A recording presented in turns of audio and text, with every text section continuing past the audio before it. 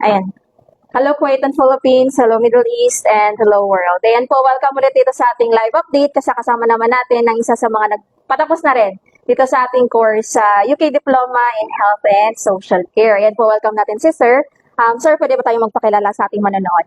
Ako po si Joey Orgalado, OFW dito sa Kuwait. Sa Kuwait, yes 12 po. years na po akong tatrabaho dito. Ayun, tagal pa lang sir. 12 years na, isang dekada talaga. Ayun. So, ayan, paano mo to siya sir nahanap si ICSA? Nagpapapa po siya sa Facebook eh. Tapos, yun na nga, yung asawa ko, nagtatrabaho rin caregiver.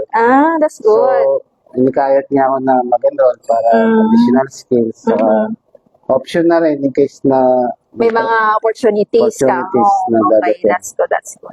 So, ayan, paano mo siya, yun sa rin influence ng asawa niyo na mag-additional skills. So, dito, sa pag-aaral niyo, kasi syempre, as OFW, nagtatrabaho tayo, at the same time, nag-aaral.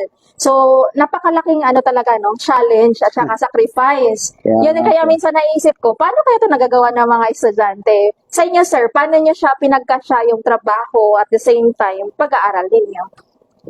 Napakahirap nung una kasi lalo na may anak pa akong dalawang nag-aaral din Dito rin sa Kuwait. sa Kuwait. Parang working student ako eh. Tapos Kaya nga. as a parent talaga mahirap. Buti na lang may kapatid ako dito na pagka Friday, iniiwan ko yung mga anak ko sa kanya. Tapos ako papasok para lang matapos ko talaga. Ayun. No. Tapos Sacrifice sila nag-aaral ka din. Yes, Paano mo siya pinagsisingit sa trabaho mo? At the same time kasi ito, once a week yung klase, lalo na at gagawa kayo ng research paper, assignments. Paano mo siya natatapos? Kasi actually 9 months siya, pero natatapos siya lang ng 8 months.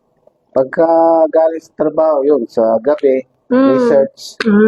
Minsan, gigising talaga ng maaga. Sakripisyo talaga. Sacrifice talaga. Kaya nga, pag kailangan mo, pero may paraan talaga.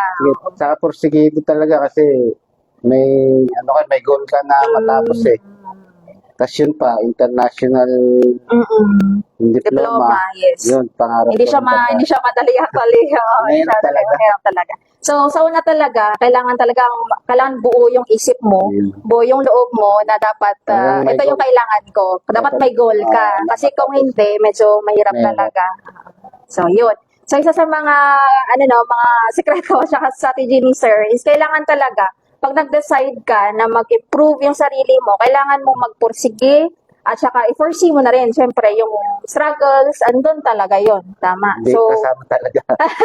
So, yun. So, dito, sir, ayun, ano yung pinaka-enjoy mo na part dito sa course? Kasi, syempre, busy ka na sa trabaho, stress ka pa sa work. Ano yung pinaka-important at saka unforgettable na part ng klase ninyo? Yun na nga, pagka parang nung una nahirapan ako pagpasok eh. Pero nung na-experience ko na every Friday, andyan si Sir, magaling siya magturo. Talagang every detail ng lesson, tinuturo niya. Talagang ma-encourage ka na pumasok every Friday. Ayun. Yung kahit tinatamad ka, papasok ako kasi kailangan ko matuto eh. Oo. Yun. Parang naging isang stress reliever mo na Si lang Sir, yun na, pag nandito ka, parang naging atom ka, nandiyan yung mga classmates Kung bumabalik ka sa Masaya. pagiging bata na mapasok ka sa Masaya klase. siya. Tapos may mga, yun nga, may mga dinedemo si Sir. Na-encourage ka para may matututunan ka talaga in the end of the day. That's good, that's good. So, speaking of your instructor, for sure na nanonood yan si Sir Mark Kevin. Ano yung mensahe mo kay Sir, and then also, yung big part na rin, bakit natapos mo siya ng mas maaga? Ayun. Kay Sir, nagpapasalamat talaga ako kasi ang tagal na eh, bago ulit ako nag-aaral eh. So medyo na-block na Ang laki na adjustment na laki naman talaga, kasi na-block nga, na. yung utak natin is trabaho, the Trabaho same na time lang. family. Kasi So, every Friday nandiyan siya. Inaano niya muna eh, wag mo munang percent, first month, second month, dahan-dahan. Yun nung naging ko eh, dahan-dahan muna. Tapos yun na, medyo natagal. Yun talagang ina-encourage ni Sir. Hanggang sa yun nga, makatapos.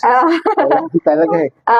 ayun. So, may mensahe ka ba kay Sir Mark Kevin? For sure, manonood yan. Kay Sir, talagang nagpapasalamat ako. Talagang every Friday, nandiyan siya para sa, di lang para sa akin, sa mga estudyante niya. Talagang pinupursige niya lahat kami na matuto. Tapos yung mga demo. Talagang Hands-on talaga siya sa mga hands-on talaga siya sa niya. estudyante. Ah, Kaya, paano mo siya ma-describe si Sir Mark Kevin? Approachable ba? Mabait ba? May papawisan na si Sir. approachable talaga. Talagang ano siya. Yun pa, komedyante. Talagang Ayun, hindi ka antukin Kasi pag sa klase, kailangan mo talagang energetic Oo, talaga yung energetic instructor. talaga siya. Talagang matapos yung buong session. Ang sarap sa pakiramdam eh. Ah, Andiyan yung masaya ka na, may natututunan ka pa. ayun, at the na end of the maganda. day. So sa mga estudyante natin kasi kinakabahan yan sila eh, yung mga iba nga hindi pa na-enroll. Kasi baka akala nila, baka hindi ko kaya yan kasi pagod na ako sa trabaho, tapos may stress pa ako sa pag-aaral. So, isa ito sa mga natin, no, testimony na rin si Sir, na kaya. And then, yung classes, hindi siya yung parang strict lang na ganito. Meron din mga activities na nag-enjoy yung mga estudyante. Ayun. So, yan. So, mga kaklase mo, ano yung magiging ensayo mo sa kanila na ongoing ngayon? For sure, nadaanan din nila yung nadaanan mo ngayon, yung na paggawa ng assignments at saka yung mga challenging times talaga. Masasabi ko lang sa una talaga, may stress ka, pero continuous lang, mo lang, tuloy lang. nandiyan naman si Sir. Every Friday niya, kunwari, may problema. Ganun. Basta nandiyan si Sir, mawawala eh. Mawawala yung stress mo eh.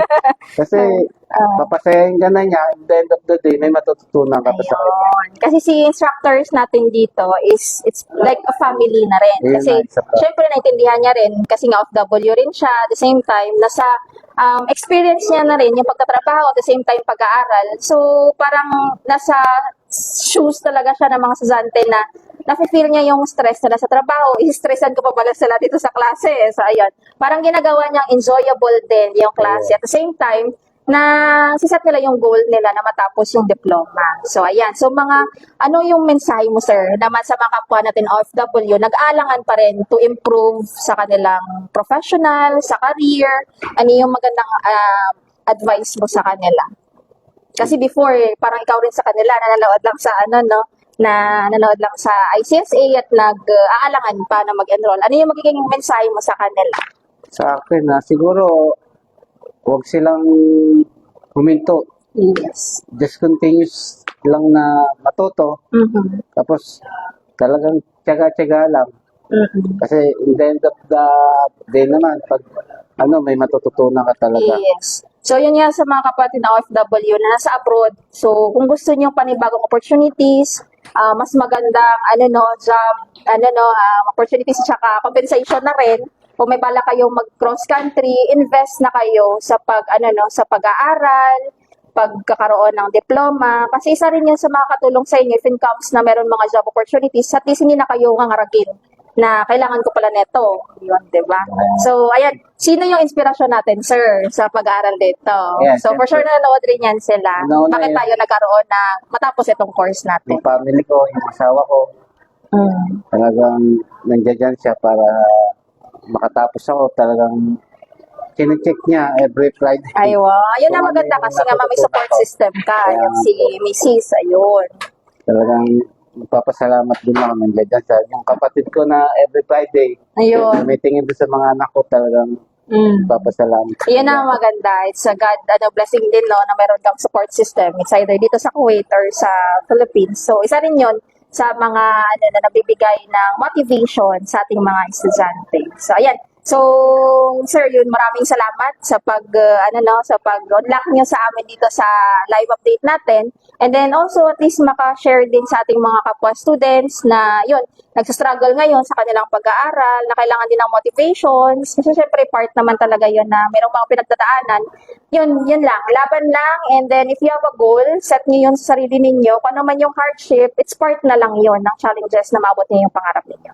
Ayan, so maraming salamat ulit, Sir Joey, and we wish you good luck sa next na challenge at saka achievement in the Thank you po. future. Ayun. Thank you rin po sa ICSA, tapos sa Ay, inyo po salamat. na talagang nag-guide din po sa akin. Ayun, maraming Thank you po. salamat. Ayun din, kasi sa mga sasante natin, actually si ICSA, it is our great, pleasure na makatulong sa ating mga sasante as OFW. Kaya nga nag-exist si ICSA is to help yung ating mga OFW na yun natigil sa pag-aaral sa Pilipinas pero gusto pa rin mag-continue sa pag-aaral kahit nasa abroad. So yan po, sa mga kapatid na OFW na gusto rin na mag-upgrade na kanilang career at saka professional development, andito lang sa SSA. Message lang kayo dito sa ating comment box below. Di kayo mag-message sa ating WhatsApp number +965-9930-2850. Yan po, maraming salamat and see you next time sa ating more live update. Maraming salamat po. God bless. Thank you po.